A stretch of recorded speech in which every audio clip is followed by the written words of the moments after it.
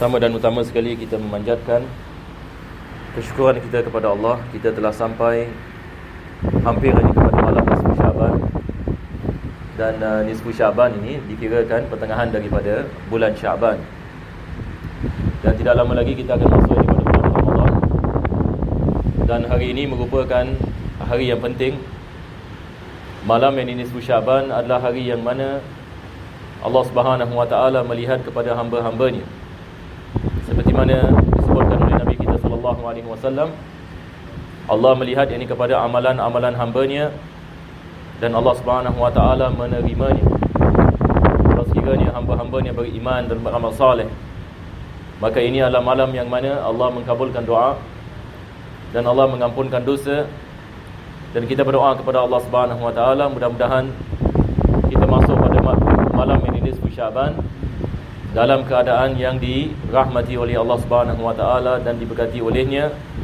Dan daripada amalan-amalan yang dianjurkan oleh para ulama adalah dengan kita membaca Yasin. Dan Yasin ini merupakan salah satu yakni surah yang penting dalam Al-Quranul Karim. Maka dengan membaca Yasin dan kita berdoa kepada Allah Subhanahu Wa Taala dengan menjadikan Yasin sebagai wasilah, menjadikan surah Yasin sebagai sebab Allah mengkabulkan doa. Jadi insya-Allah pada malam ini di Masjid Khalid kita akan mengadakan seperti biasa pada tiap-tiap tahun. Cuma 2 tahun yang lepas kita mengadakan online kalau disebabkan Covid. Alhamdulillah malam ini kita akan adakan di sini ya, insya-Allah. Jadi kita akan membaca Yasin 3 kali diselang dengan doa. Jadi saya ingin menjemput para jemaah sekalian, kalau kita ada ke lapangan ataupun kita menjadikan ke lapangan untuk kita hadirkan insya-Allah. Sama ada di Masjid Khalid atau masjid lain pun tidak ada masalah. Tapi yang penting insya-Allah kita mendapat barakah. Kita apabila datang ke masjid dan kita berkumpul dan kita mengingati Allah dan membaca Al-Quranul Karim, maka ini lebih baik daripada kita membacanya sendirian ataupun kita membacanya di rumah. Di rumah mungkin kita ahli keluarga kita mungkin 4 orang, 5 orang, 6 orang. Tapi kalau kita datang masjid, wallahu alam, Masjid Khalid mungkin hari ini mungkin yang ni 100 orang ke mungkin 200 ni, wallahu alam. Tetapi tentu sekali dia ada lebih. Jadi membaca Yasin dengan bilangan yang lebih dalam satu jamaah, dalam satu kedudukan, maka tentu sekali ia lebih afdal daripada kita membacanya sendirian ataupun membacanya di rumah. Jadi ini adalah daripada masa-masanya kita mendapat kelebihan dan peluang yang emas ini daripada Allah Subhanahu Wa Taala. Mudah-mudahan Allah memberikan kepada kita taufik dan mengabulkan segala hajat dan doa. Kita semua ini ada hajat-hajat masing-masing. InsyaAllah dengan kita menghadiri majlis ini Allah mengabulkan segala hajat. Ataupun ada yang daripada kita yang sedang sakit, InsyaAllah ini dengan kita menghadiri majlis, Allah Subhanahu Wa Taala memberikan syifa dan mengeluarkan kita daripada segala masalah di dunia dan masalah di akhirat. Amin ya rabbal alamin. Jadi insya-Allah kita akan meneruskan pengajian di dalam kitab Bidayatul Hidayah.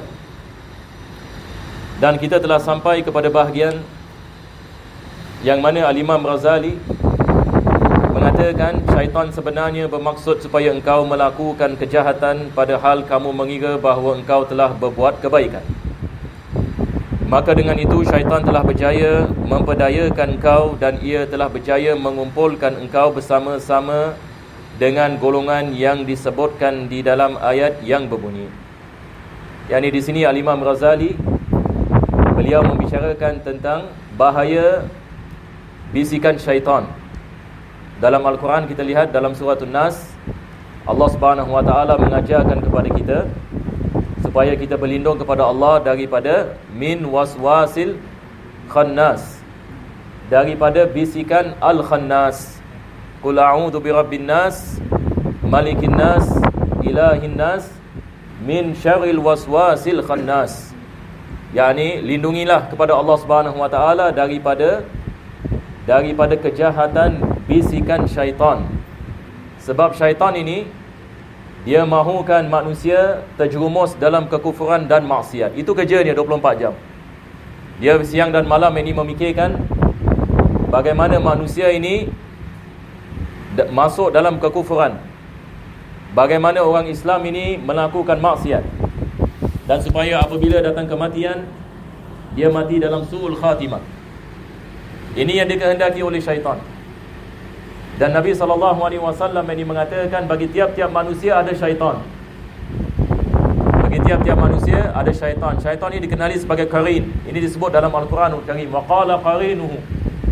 Allah mengatakan dalam surah Al-Qaf, pada hari kiamat apa jadi? Manusia apabila dimasukkan dalam neraka, dia mengatakan, ya Allah, ni semua syaitan yang bisik.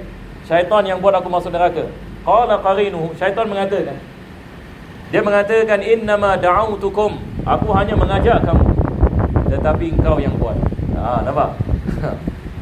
Dia dah bisik. Orang dah kufur, dah sebagainya, melakukan maksiat sebagainya. Manusia yang ini salahkan syaitan. Macam hari ini ada orang ini apabila ditanya, kenapa awak melakukan maksiat? Kenapa? Aku nak buat ni, syaitan ini dia kacau saya jadi siapa saya nak buat? Apa saya nak buat? Dia salahkan syaitan. Tapi syaitan pun pandai. Hari kiamat dia mengatakan, ya Allah, aku hanya mengajak saja, tapi aku tak paksa dia. Aku hanya mengajak saja. Syaitan tak boleh paksa manusia. Apa dia buat? Dia was-was. Was-was maksudnya dia bisik. Minum arak, buatlah ini, jangan pergi masjid dan sebagainya. Ya, ini misal ya. Misal. Jadi syaitan ini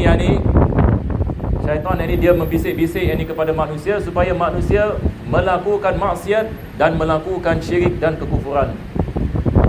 Dan pada hari kiamat dia mengatakan, aku tidak melakukan apa-apa, aku hanya mengajak sahaja. Jadi Nabi SAW mengatakan bagi tiap-tiap manusia ada syaitan. Jadi itu sebab ini kita diajarkan dalam Islam untuk kita berlindung kepada Allah Subhanahu Wa Taala. Sebab syaitan ini adalah musuh kita.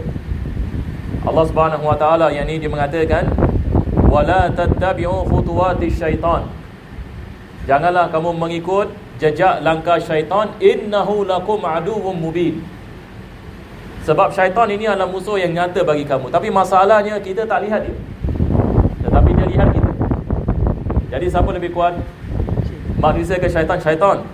Syaitan ini seperti mana Allah Subhanahu Wa Taala bila membicarakan tentang iblis, apa Allah mengatakan? Kana minal jin fa fasaqa an amri rabbih. Yani iblis ini daripada jenis jin. Dan jin ini dalam segi fizikal, dalam segi kekuatan, dia lebih kuat ini daripada manusia. Bagaimana kita mengetahuinya? Ini disebut dalam surah An-Naml, kisah Nabi Sulaiman. Nabi Sulaiman yang ini dia mengatakan, siapa boleh mendatangkan istana Balqis daripada Yaman ke Palestin? Qala ifritun minal jin. Apa Allah mengatakan? Yang ini kata jin ifrit mengatakan, ana atika bihi qabla an taquma min maqamik. Dia mengatakan, aku boleh datangkan istana itu sebelum kau bangun. Yang ini Nabi Sulaiman AS dia sedang duduk. Jadi jin ifrit ini dia mengatakan kepada Nabi Sulaiman, aku boleh mendatangkannya sebelum kamu bangun. Yang ini mungkin dalam berapa minit. Jadi kekuatannya ini kita bayangkan. Tetapi Allah Subhanahu Wa Taala memuliakan manusia lebih daripada jin. Allah memuliakan manusia lebih ini daripada jin. Dan Allah Subhanahu Wa Taala mengajarkan kepada manusia bagaimana kita dapat jaga diri kita daripada kejahatan mereka. Kita tidak boleh lawan dia dengan pedang. Kita tidak boleh lawan dia dengan kekuatan. Manusia kalah. Manusia ini makhluk yang lemah. Tetapi kita lawan dia dengan apa? Kita lawan dengan dia dengan zikrullah. Jadi apabila manusia ingat kepada Allah, syaitan khannas. Khannas ini maksudnya apa? Dia datang, dia undur. Dia datang, dia ghostan. Ini maksud khannas. Dia tengok kita lalai sikit buat maksiat, dia datang. Lepas itu yang kita datang Masjid Khalid misalnya, yang kita berzikir kepada Allah malam nisfu Syaban, dia lari daripada kita sekejap. Tapi keesokan hari ini dia lihat, ini orang ini semalam ini dia baca Yasin 3 kali. Hari ini bagaimana? Hari ini nampaknya yang ini tidak ada Yasin, tidak ada zikir, tidak ada istighfar. Dia datang balik, dia kacau lagi.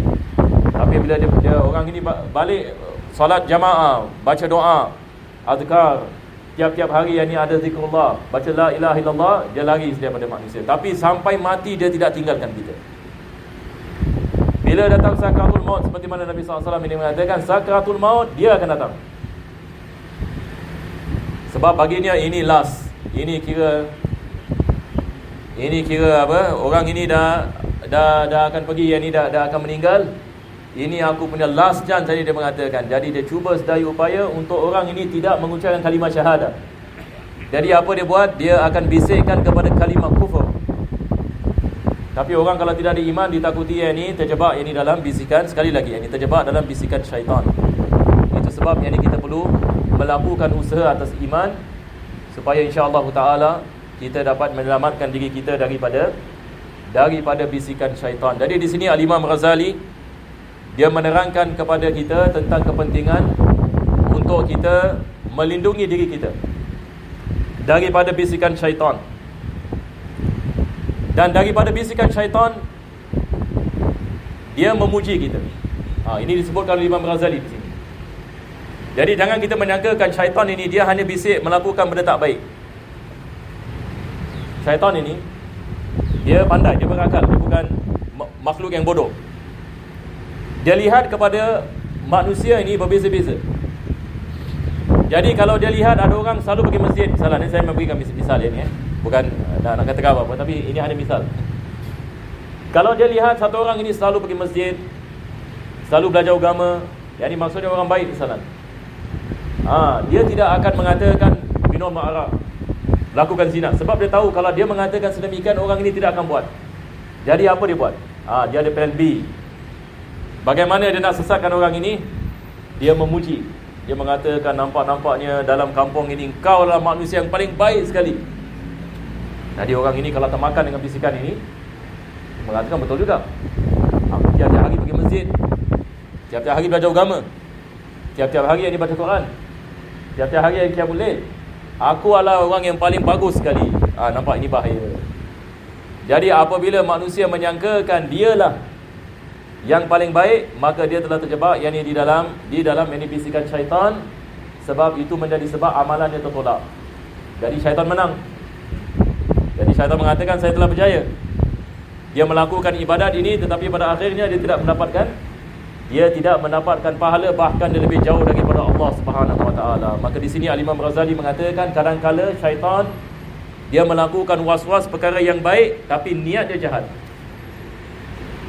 Jadi dia memuji kita dengan pujian-pujian supaya kita termakan dengan pujiannya. Itu sebab dalam ilmu tasawuf, ulama-ulama tasawuf ini perkara yang pertama sekali mereka ajar kepada kita adalah mencerca diri kita sendiri. Ini adalah daripada ajaran tasawuf. Yakni lihat kepada kekurangan diri kita. Apabila kita melakukan amalan, apabila kita melakukan kebaikan, sama ada kita ada ikhlas ke tidak ada ikhlas, sama ada amalan diterima oleh Allah ke tidak diterima oleh Allah, kita tidak mengetahui. Apakah kekurangan yang kita ada apabila kita melakukan amalan seperti ini? Jadi ilmu tasawuf ini sentiasa mengajarkan kepada kita untuk kita check and balance. Lihat yang ini kepada amalan kita dan lihat yang ini kepada keadaan hati kita. Sama ada kita ada sifat sombong, ataupun sama ada kita ada sifat tidak ikhlas, ataupun yang ini kita ada memperkecilkan orang lain, ataupun yang ini kita menyangkakan kita lah yang paling bagus, yang lain orang ini semua yang ini tak sama ini dengan kita dan sebagainya. Jadi ilmu tasawuf ini mengajarkan kepada kita pertama sekali adalah melihat yang ini kepada keaiban yang ada pada diri kita. Sebab syaitan dia tidak mahu kita melihat keaiban diri kita. Dia mahu puji kita. Dia mengatakan kau adalah manusia yang luar biasa, kau mungkin adalah wali Allah, engkau tidak ada apa-apa kekurangan, semua bagus, dan kau adalah yang paling bagus dan sebagainya, supaya kita termakan ini dengan yang ini bisikannya. Kita berdoa kepada Allah Subhanahu wa taala, mudah-mudahan Allah selamatkan kita yang ini daripada segala keburukan di dunia, keburukan di akhirat. Mudah-mudahan Allah yang ini memberikan diri kita benteng daripada segala kejahatan syaitan, daripada segala yang ini was-was. Kita berdoa mudah-mudahan Allah menghidupkan hati-hati kita dengan iman dan taqwa. Mudah-mudahan Allah menjadikan majlis ini insya-Allah majlis yang barakah, yang mana dengannya doa-doa kita dikabulkan, dosa-dosa kita diampunkan, dan kita berdoa mudah-mudahan Allah sentiasa memberikan kepada kita afiat, kebaikan di dunia, kebaikan di akhirat, dan memberikan kepada kita husnul khatimah. Dapat kita mengucapkan kalimah syahadah asyhadu an la ilaha illallah wa asyhadu anna Muhammadar Rasulullah apabila datang sakaratul maut. Dan mudah-mudahan Allah matikan kita dalam iman dan bangkitkan kita bersama orang yang beriman, bersama as-salihin. Seperti mana doa Nabi Yusuf AS ini dia mengatakan tawaffani musliman wa alhiqni bis salihin. Ya Allah, matikan aku dalam keadaan muslim dan kumpulkan aku bersama as-salihin. Mudah-mudahan Allah Subhanahu wa taala mengumpulkan kita juga bersama Nabi kita sallallahu alaihi wasallam pada hari kiamat nanti. Amin. Ya rabbal alamin. Bismillahirrahmanirrahim. Alhamdulillahirabbil alamin. Allahumma shalli ala sayyidina Muhammad wa ala ali sayyidina Muhammad wa arda an sahabati ajma'in. Rabbana atina fid dunya hasanah wa fil akhirati hasanah wa qina adzabannar. Sallallahu ala sayyidina Muhammadin wa ala alihi wasallam. Alhamdulillahirabbil alamin. Al-Fatihah. Bismillahirrahmanirrahim. صراط الذين أنعمت عليهم غير المغضوب عليهم ولا الضالين. صراط الذين أنعمت عليهم غير المغضوب عليهم. آمين يا الله آمين يا رحمن آمين يا رحيم. ربنا تقبل منا دعاءنا إنك أنت السميع العليم وتب علينا إنك أنت التواب الرحيم وتم بصالحات أعمالنا وأجالنا يا الله يا كريم. دعواهم فيها سبحانك اللهم وتحياتهم فيها سلام. آخر دعوانا الحمد لله رب العالمين.